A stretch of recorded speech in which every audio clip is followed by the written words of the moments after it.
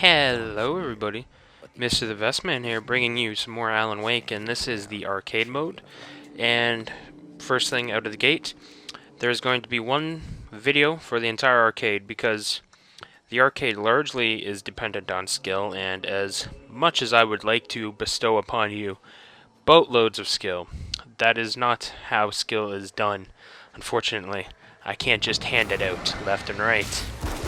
So this one video is going to encompass a lot of general tips for the entire arcade, because it really did not make sense to show off each level when each level can really be summed up by a bunch of general tips, really, that will encompass them all.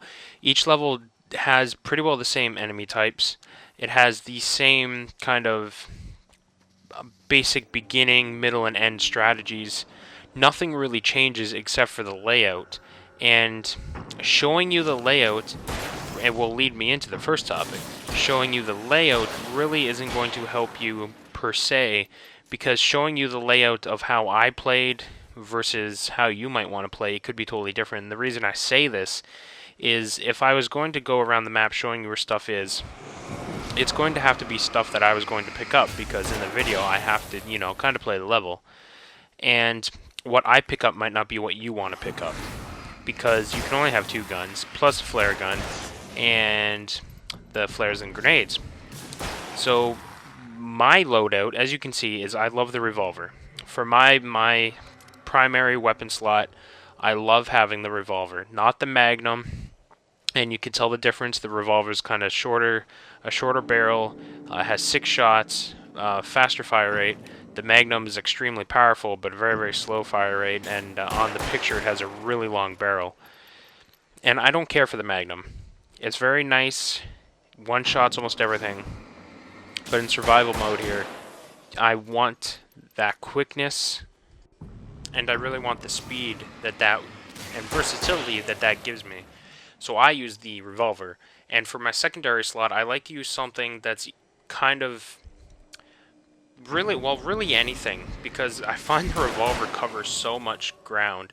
It's fast, it's powerful, has a decent ammo size, that it's not weak like the pistol with a high clip size, it's not strong like the Magnum with a low clip size, it's right there in the middle. And I like to kind of keep both guns right there in the middle. In this map, you're going to see me start with the pump action, but I eventually switch to the semi-auto shotgun. And on the other maps, I tend to favor the carbine, which is kind of like the revolver. It's not the most powerful of the heavy weapons, but it's also got a good clip size. It also has decent power. It has decent speed. And with the carbines, it has a really... I don't want to say it has a good range, because all the guns really have a decent range to them, which is, as far as I know, infinite. But it feels like when you're using the carbine, it's just a solid gun for me. But what I would suggest for you guys, and this goes for any part of Alan Wake, is try to be versatile with your weapons. Try to have different weapons. It doesn't pay to have power weapons for the entire match. If you're carrying a Magnum and a crossbow, you're severely handicapping yourself when you want to fight crowds of enemies, or when you want to fight the splitting guys like this. You're going to have a really hard time, because if you miss a crossbow shot, you've then got about a 3-second reload. If you miss with the Magnum, you've got like a 1.5-second reload, or at least cooldown before you can fire again. So you should never carry 2 power weapons, but in that same sense, you should never carry 2 weak weapons with a bunch of ammo. So, for instance, assault rifle and SMG.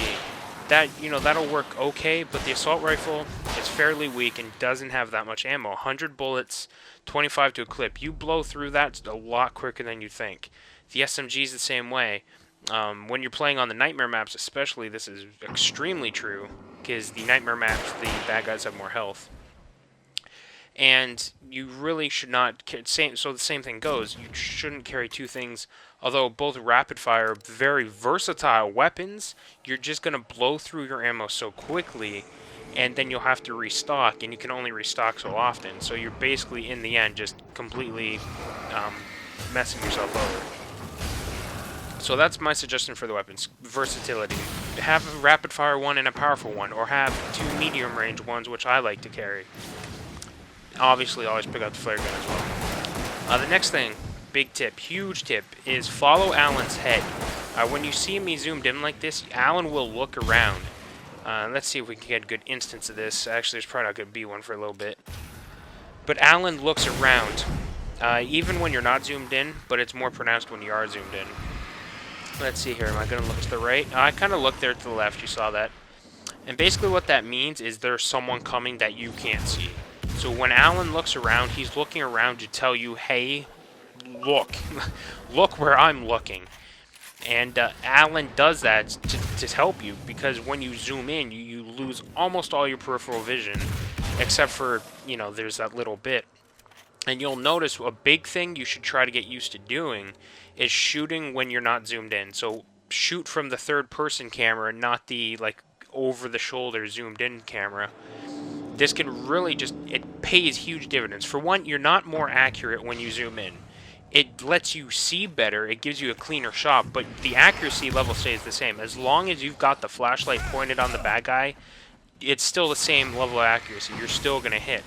So you should try to zoom out when possible, because that gives you a much greater view of the battlefield, especially if the enemy's trying to flank you.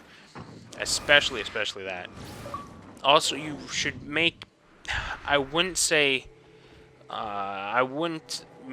total use, or don't use an abundance of your flare gun and flares and whatnot, but make a decent use of them. Use them, you know, wisely, but not conservatively. Because for most of the parts on most of these maps, you're going to have a bunch. You'll usually get probably, I'd say, 4 to 5 grenades or 4 to 5 flares per map. Some maps might be a little less, but then you've got the flare gun as well. And you'll notice I don't use the flare gun too often on this map. Usually what I do is I save the flare gun for the really big guys, which appear on this map and I believe one other. And I use the flashbangs when I've got them all herded up, because as the waves get on, basically what happens, in the beginning you have 2 guys and 3, and as the waves come on, you get more and more and more guys. And what's going to happen is the later waves are the more important waves. You can see right now I have 39,000 points at 2.5 minutes remaining. In these last 2.5 minutes, I'm going to make almost 70, 80,000 points. So these final 2 minutes are the most crucial. Leading up to this, it doesn't matter. If you're coming into the 3-minute mark and you've only got 20,000 points, that's fine. It doesn't matter, because you can get so many points here at the end if you still have your flares and your flashbangs. Because what's going to happen is they start hurting. There's more and more guys. They start clumping up more and more, which is super useful for you. Flashbangs are great. If you want to toss a flashbang, toss one. Like right there, boom. I just took the darkness off of like 5 guys, and one of which is really big. It's super useful. The flares, I'd say, use a little more cautiously. I tend to use the flares either one where I think I'm going to get myself trapped and I need to use them just to make sure I get free. The other one is when I'm going to refill ammo. Because the ammo box takes so long, which I think is kind of silly, that should have been worked a little better. But because it takes you so long, you have to open the box, then you have to pick up the ammo. It's a good, like, 4-second investment. That's 4 seconds that they can all get really, really close to you. And they will. Don't think they won't. Right there. Like, watch this. Boom! Hit so many guys with that flashbang because they love to group up in these later ways. But the flares are super useful, especially on Nightmare, where you do not have those breaks.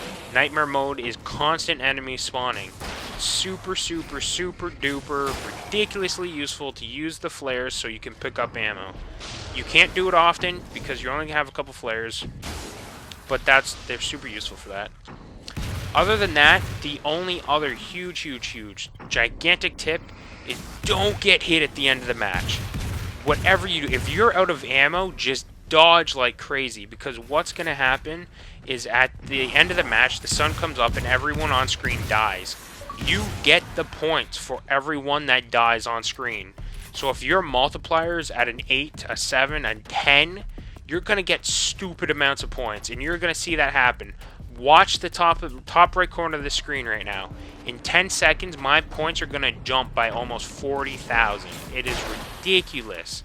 You get crazy, crazy amounts of points at the end, so don't get hits. But otherwise, I hope this helps. Arcade mode really just comes down to trial and error. Practice, practice, practice, and become an absolute boss at learning to dodge and dodging and running, because that's really what's going to pay off, is dodging. But I hope you enjoyed this. I hope you enjoyed Alan Wake, and we will see everyone next time.